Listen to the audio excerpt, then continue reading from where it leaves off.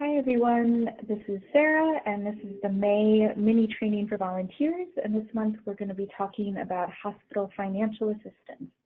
I want to right off the bat say thank you to Erin Webb, who basically did this whole training and all the slides, and I have just taken information from them to give the training today. So the outline of what we're going to be talking about today is starting with hospital financial assistance law overview. We'll talk a little bit about the steps to a hospital financial assistance case, go over some new resources for advocates, talk about taking good case notes, especially for hospital financial assistance cases, and then we'll go over some administrative updates as well. So to start out, hospital financial assistance has been around since 2007. All hospitals in New York State are required to offer financial assistance to patients to cover hospital bills. The law is known commonly as charity care, but it's not charity. So the money for hospital financial assistance comes from an indigent care pool fund, which is funded by taxpayers. So, you know, it's good to know that this is financial assistance offered by hospitals. It's not charity care that the hospitals are giving out, you know, out of their own pockets. Patients are eligible for hospital financial assistance if the household income is at least 300% of the federal poverty level or below. Some hospitals will offer assistance for households over 300% of the federal poverty level. That's the requirement, though, is that it at least be 300. There is a requirement for New York residency, so a patient has to be a resident of New York, but there's no immigration or citizenship status requirement. The hospital must cover emergency services for anyone in New York State and non-emergency services for anyone from the county or contiguous counties. So that means if a New York State resident goes to any emergency, goes to a hospital for any emergency services anywhere in New York State, they have to be eligible for hospital financial assistance. And if they end up going to the hospital for a non-emergency, for some other type of appointment, the hospital financial assistance has to be available to anyone if the hospital is within their county or a contiguous county around where they reside. Hospital policy must include appeal rights to challenge denial. So if they're just saying that the client is not eligible for hospital financial assistance, they have to, give the option to appeal the denial. And the policy is not required to cover cost sharing. It's not required to cover bills that you're getting as a result of a copay or co-insurance or to meet a deductible. However, they are allowed to cover those. So it's always worth applying, even if it's for a deductible or copay. If the hospital, isn't required to cover those, but it's definitely worth trying to ask for it. Okay, so first off, if a client is not eligible for hospital financial assistance but is being balance billed, what's a good route to take for the client? So the first thing to do is to determine why the client is being balance billed. One of the reasons the client might be balance billed is if the provider is out of network. So if the provider is out of network and the bill is for non-emergency services, balance billing protections don't apply. However, it could be a surprise bill. So I've sent out these slides, and if you need them, you can come and ask me. But if you want to look at the training again for surprise bills, you can follow this link and go there. But that's a good thing to check and see if the client is being balance billed and it's for an out-of-network provider that they saw going through the ER. It could be a surprise bill, and we just want to go through that process to see if they could be held harmless there. We want to make sure that the provider has accurate insurance information for the client and that they've correctly billed the insurance company. So every once in a while, we get someone who's getting a bill, and it's because their provider has out-of-date health insurance information for them. So we want to make sure they have the most up-to-date insurance information, and they've tried to get health insurance to cover as much as they can. We want to next determine if there are any balance billing protections for the client. So if the client is a Medicaid enrollee or has QMB, the Medicare Savings Program for the qualified Medicare beneficiary, they cannot be balance billed. So we just want to run that by the client, check and see if they have either of those programs, if they're enrolled in either of those programs, and then we would be able to talk to the provider and make sure that they're not balance billing the client. For enrollees in commercial fully insured plans, we'd want to go through the plan's balance billing policy. So if a hospital or provider is part of their HMO network, so if a client calls in a fully insured commercial plan and they've gone to a hospital that is within that plan's network, the client should not be able to be balance billed. So even if the hospital is billing a greater amount than what the insurance plan has covered, that's what they've agreed to accept from that insurance plan and cannot then bill the remainder to the client. If a claim is being denied for other reasons from the health insurance plan, so if the health insurance company is saying that they're not covering the visit because of lack of medical necessity, or maybe a prior authorization was required, then we may be able to help the client file an appeal with the health insurance plan before trying to deal with the bill directly from the provider. The last step is really negotiating the debt with the hospital or provider. So we want to make sure that we've gone through all the other protections, seeing if the client is protected from balance billing, and make sure the insurance company has paid everything that they're supposed to. And then as a last result, once we know that everything else has been covered appropriately, then that's when we'd want to negotiate the debt with the hospital or the provider. And here is going to be the DIY packet that we have for negotiating medical debt. I want to make a quick note about Medicaid and the spend down program. We're going to talk a little bit more about this in the next mini training. However, it is good to know that every once in a while the spend down program might be a good thing to look into for clients with high hospital bills or high physician bills. So generally, if people call the helpline and have pretty high spend downs, we would encourage them. You know, they might be eligible for Medicaid with a high spend down, but we wouldn't necessarily say that that's the right course of action to take, and we might encourage them to go a different route and try and get coverage a different way. However, one instance where a high spend down maybe it still might be worth looking into the Medicaid program is if someone has high bills that they're getting. So the way that Medicaid works is when you enroll in Medicaid, the Medicaid can be active retroactive 3 months. So if someone's applying and looking to enroll in May, their Medicaid coverage might be able to go retroactive to April, March, and February. So if they have high bills from February that would be eligible for Medicaid coverage, it might be worth it to try and get them into the Medicaid program to get those bills met. There's a way to get bills from even past 3 months applied to Medicaid to meet a Medicaid spend down. So if someone calls, the first step is to see if they're eligible for non-Magi Medicaid, and they would be eligible for non-Magi Medicaid if they're over 65, blind, or disabled, have resources under $15,000, $150, and their income requirements are somewhat near $862 a month. You know, it's really at this point just a good thing to keep in mind. So if their income is maybe $1,000 a month and they're getting a bill for $5,000 for a service that was within the last 3 months, it could be worth it to try and get them enrolled in Medicaid to cover that bill. And then moving forward, they'd be able to use Medicaid only if they really had bills that were over that $138 a month for their spend down. We'll talk about the spend down more next training. Really, at this point, just keep in mind if someone has high medical bills and they're eligible for non-Magi Medicaid, it could be worth looking into the spend down program for them. Okay, so next we're going to talk about the steps to a hospital financial assistance case, and we'll go over what we might do on the helpline and then just briefly what might happen if we assign a case to a case handler.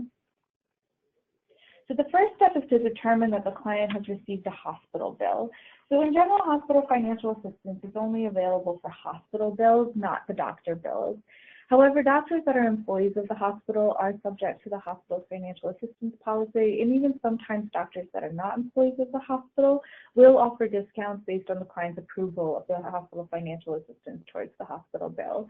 So, you know, the first step really is to make sure that it's a hospital bill that the client is getting, in which case we might be able to help them with hospital financial assistance. If it is a doctor's bill, still would be worth exploring some of the options with hospital financial assistance, but it would take a little bit more legwork first. So if the client is getting a bill from a provider that's not covered by the hospital policy, so if it's one of those provider bills that isn't eligible for hospital financial assistance, or if they won't give a discount based on the hospital financial assistance rate, the first thing that we'll want to do is try and see if we can appeal the denial with the health insurance company.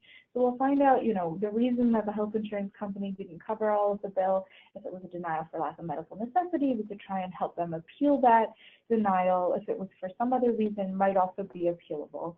Once all the appeal rates have been exhausted, or maybe if it's a co-insurance or a copay or some other reason that the insurance company isn't going to cover it, the next step is really medical debt negotiation. So if we're going to be, pretty involved with the debt negotiation, this case might go to a health counselor. But just so you know, the first step would be to verify that the debt is valid. So we'd want to check the bill's date of service and the service performed and make sure that that is in fact services that the client received. The next step would be to negotiate with the provider. So this is something that is in that debt negotiation packet we send out. They would want to check the fair market price for the service performed. So that's the price that providers regularly charge in their service area, and you can find that at fairhealthconsumer.org.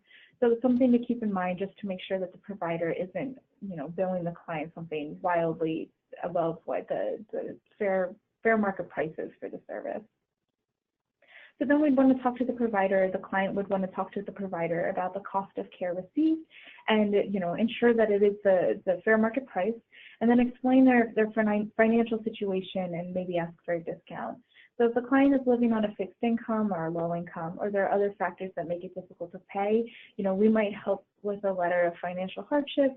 Again, that would be something probably a health counselor would help out with, or the client would be able to write their own letter to kind of state, this is why I'm unable to pay this full amount, explaining what their other bills are.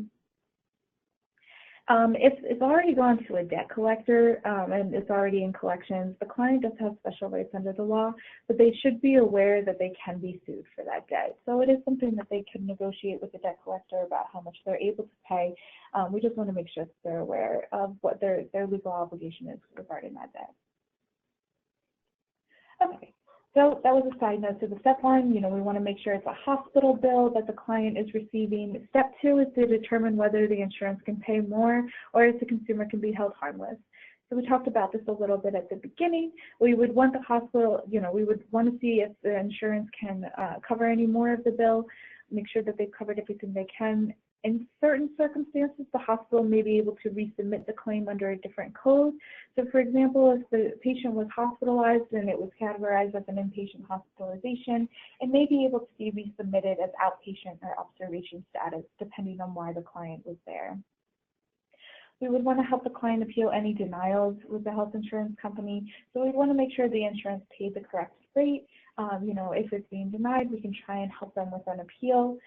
We could see if maybe they should be held harmless under the surprise bill law, maybe if it was an emergency room visit, or like we had talked about earlier, an out-of-network provider and an in-network hospital, they might be held harmless under the surprise bill law. If the client is uninsured or the service is not covered, we can see if maybe the client can get retroactive coverage to the date of service.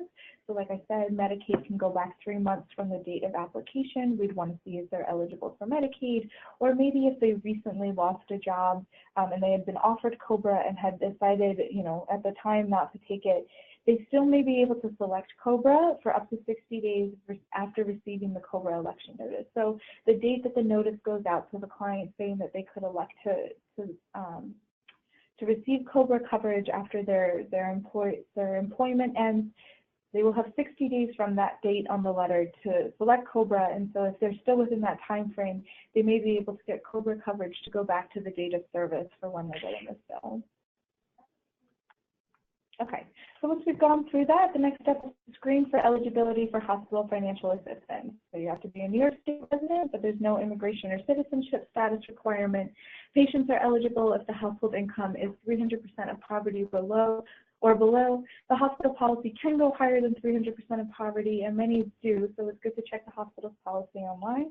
Honestly, it's always good to recommend applying for hospital financial assistance, because even if they're above the poverty limit, they still may be able to make an argument saying that they are unable to pay for the bills for other reasons, and sometimes will be approved for hospital financial assistance at that point.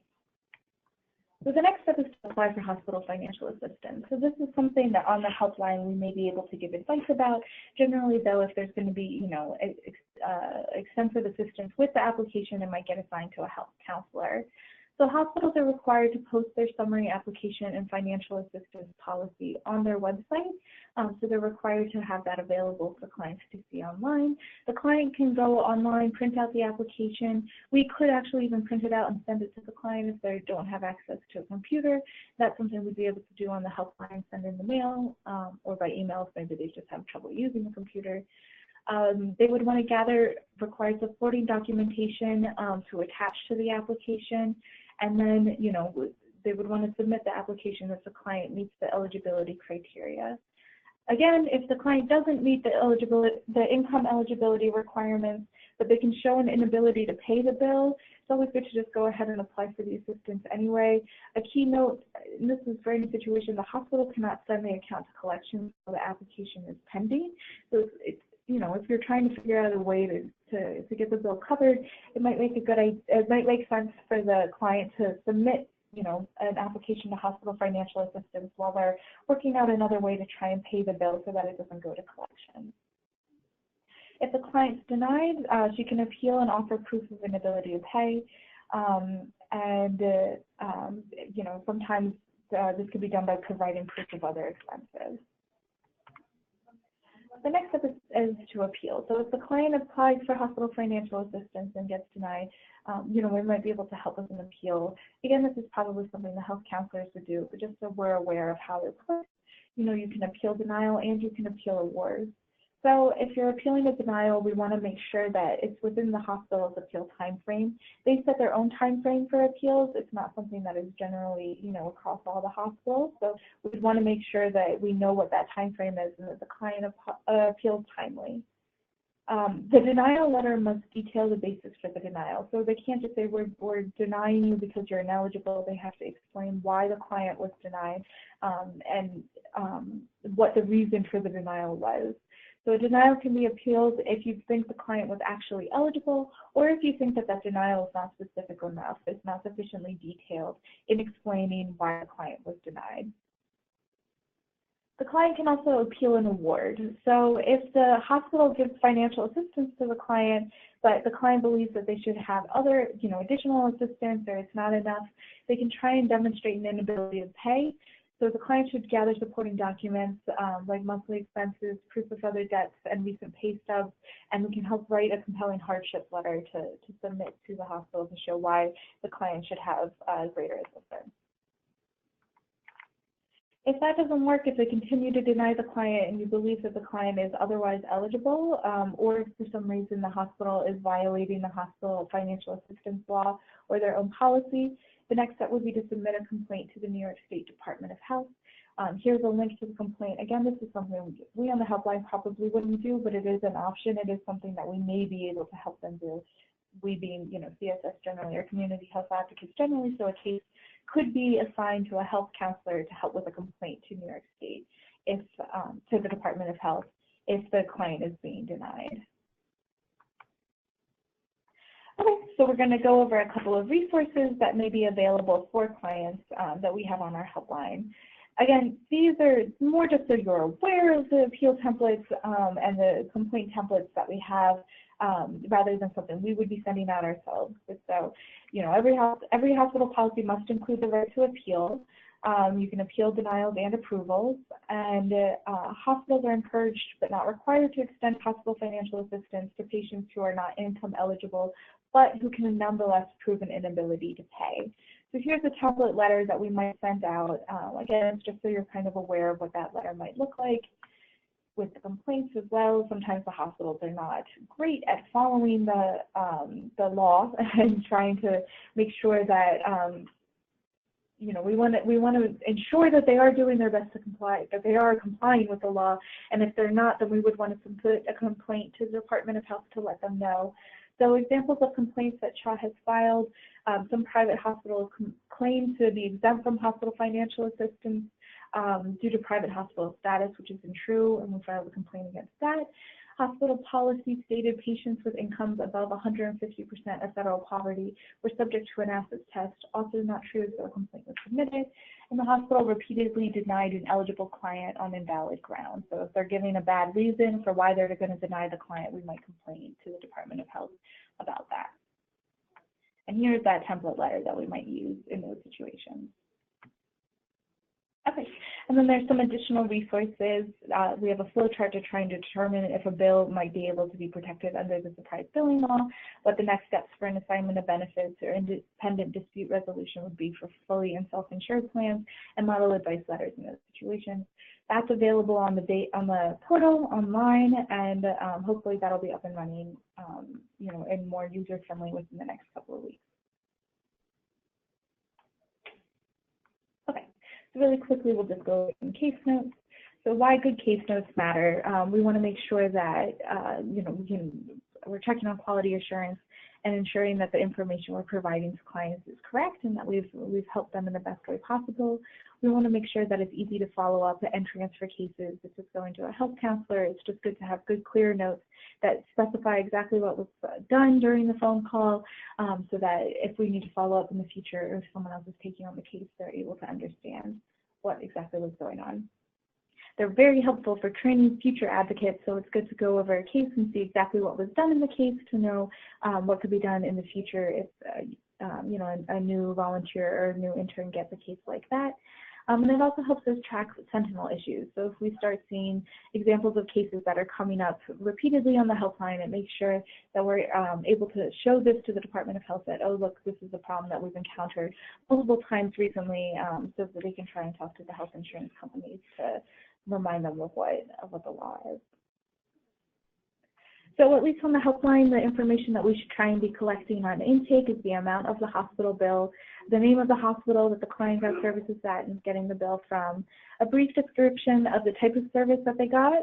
We can try and find out what the client's insurance status is and why insurance won't pay. So we'd want to know the name of the health insurance company that they have and the type of insurance it is.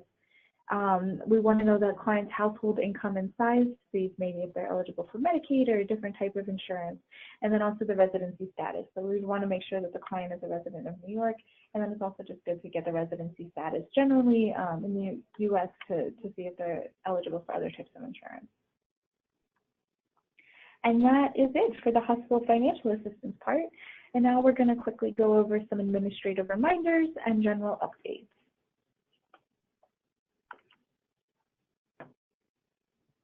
So the first thing we're going to go over is reading the federal poverty level chart. So that's this chart here. It's on the left side of all of our cubicles, and we're just going to go over, briefly how to use this chart and kind of what it means. So say you have a client calling trying to see what they might be eligible for, and it's a household size of 3. So, mom is calling and she has a partner and a child, and so their household income is $2,500 a month. And so what you would do is you would come over here on family size, you would go down to household size of 3, and then this is the row that you're primarily interested in. So the household income is $2,500 a month. So you're going to scan along this row to find a number that's greater than $2,500. So not yet, not yet. And then here you see 2,553. So that means that this is the upper limit of being eligible for Essential Plan 2. So that would mean that this woman that's calling is eligible for Essential Plan 2 with a $0 premium because her income is lower than this. However, it's greater than this number here, so she wouldn't be eligible for Medicaid. She'd be up here under Essential Plan 2. A good thing to keep in mind, though, is that this household size, it varies. This is the number that you use for the client, for individual clients that are calling. So in that case, the woman that's calling, she is eligible for Essential Plan 2. However, if she was calling about her child would be under this income bracket, but isn't eligible for Essential Plan for other qualifications because the Essential Plan is only available for people 18 to 64. So it's just good to keep in mind that this is the income requirement and you want to look at the total household size. However, there are other eligibility requirements for trying to find out what type of insurance someone might be eligible for. gets a little bit confusing. So if you have any questions, you can definitely, feel free to ask me, and we can go over how to read this chart. Okay, so we'll go over very quickly a HIPAA reminder. So HIPAA and how it applies to you, it's important to stick to the minimum necessary standards. So really, we only want to be asking questions and getting information about clients for what's going to be relevant for their case. And, we want to record all that information in the database and absolutely, as little paper as possible, and then shredding any paper that does have any kind of client information on it.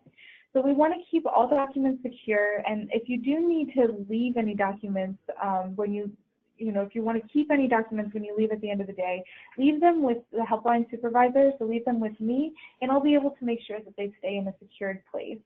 So I know, a lot of people like doing case notes on paper documents as they're doing intake, and at the end of the day, once all that information is entered into the database, we want to make sure all of those documents are being shredded. And any printouts or any pages, emails, or explanation of benefits or anything that's been printed out, we want to make sure, as long as it's saved in the client documents on the server, we want to make sure that those get shredded as well. Be sure to log out of the computer if you're leaving for the day or you're going to be away from your desk for more than 10 minutes. You can also just put the computer to sleep, which will make it so that you are not logged in. Someone can sit down and start accessing whatever information you have up. However, it'll save all of your open tabs. This is just if you're leaving for 10 minutes. At the end of the day, you definitely want to be logging out, but it's a way to make sure that all your work is still available when you sign back in. Again, at the end of the day, make sure you log out. Only discuss cases with staff while you're at CSS. We don't want to be discussing cases outside of the office with anyone else, especially in any way that's going to, make it so that you could find out who the person you were talking about is. Don't record anything related to clients on USBs, laptops, or cell phones. So we can't have any of the protected health information on anything but the CSS issue devices. Don't access the CHA or enrollment databases from home or outside of CSS. You can't, unfortunately, get your email at home. I can't even get my email at home, so you're not able to access any of that information from anything but the CSS-related devices.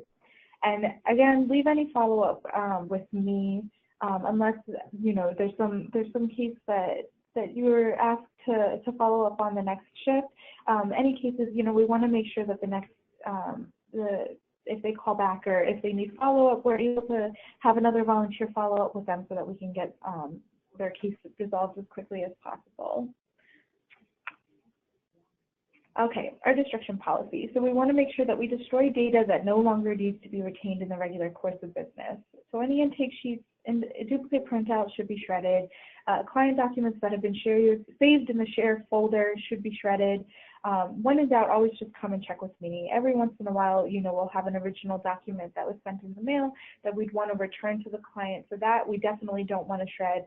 However, anything that's been given to you by, that's been printed out has been saved on the server, so that's probably safe to be shredded.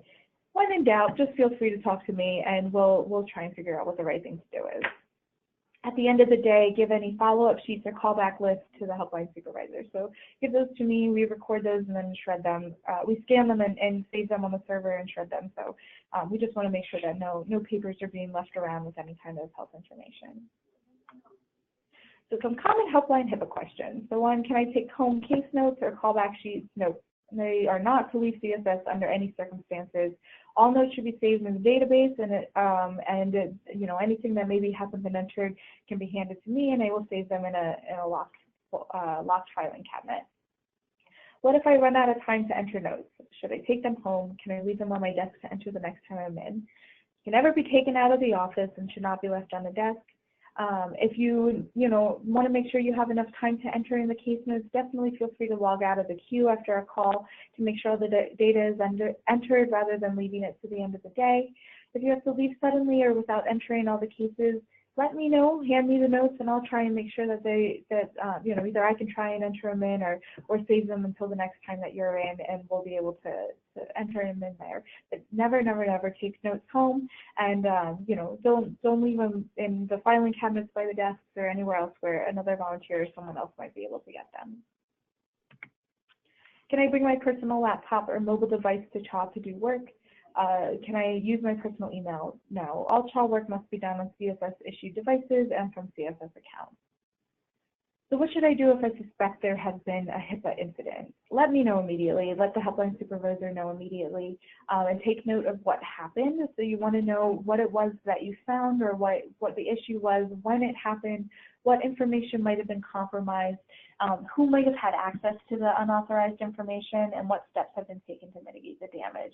So just kind of keep track of exactly what happened. If you realize that there's some information left out that you find, or you realize maybe you left it, just let me know, and we'll be able to try and figure out the next steps from there. Okay, so a quick note about Medicaid managed care and physical therapy. The physical therapy cap for both mainstream fee-for-service Medicaid and the managed care Medicaid is going to be increased from 20 visits to 40 visits per member in a 12-month period. So this is really fantastic news. 40 visits still might not be enough for a lot of clients. However, it's definitely much improved from the 20 that they were allowed before. So effective July 1st of this year in 2018, Medicaid enrollees are going to be entitled to 40 visits of physical therapy, up from the 20 they had previously. Keep this in mind when clients are calling and talking about, if they need physical therapy and are enrolled in a Medicaid plan. This is just an extra benefit that they will be getting starting July 1st. Okay, some last other administrative reminders. So we keep track of Sentinel issues. So these are issues that you think are coming up a lot in the helpline that you haven't maybe encountered before, or maybe it's a new problem that you think is all of a sudden popping up quite frequently. If you notice cases that seem to be coming up, keep track of the client IDs and email them to me, to Sarah L., and to Asasada S. So we keep track of Sentinel cases so we can report back to the Department of Health, let them know what's going on. The important thing is to keep track of the clients so that we can show this is the case that we're having trouble with. These are the examples that we have. If you have any questions, let me know, let Sada know, and we'll be able to help you out.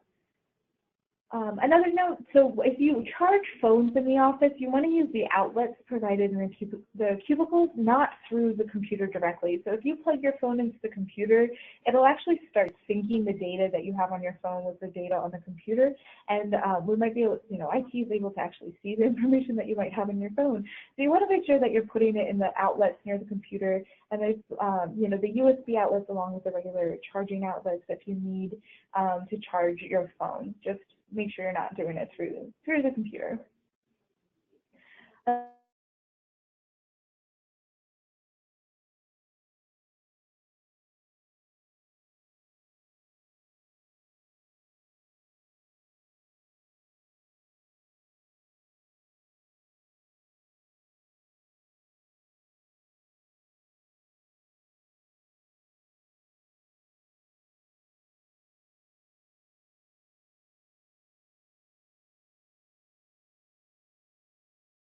However, that's not entirely true. We just don't often go to fair hearings with clients. We never want to guarantee representation if they're calling about a fair hearing. However, we can let them know, we can look over the documents, and we may be able to provide them with assistance. And then just as a last note, make sure to sign off the helpline when you go out for lunch, take a bathroom break, and ask questions. And specifically at the end of the day when your shift is done, we want to make sure everyone's logging off the helpline. And that is it for the May mini training for volunteers. If you have any questions, ask me or any of the helpline staff, and we will be able to try and help you. Thanks so much.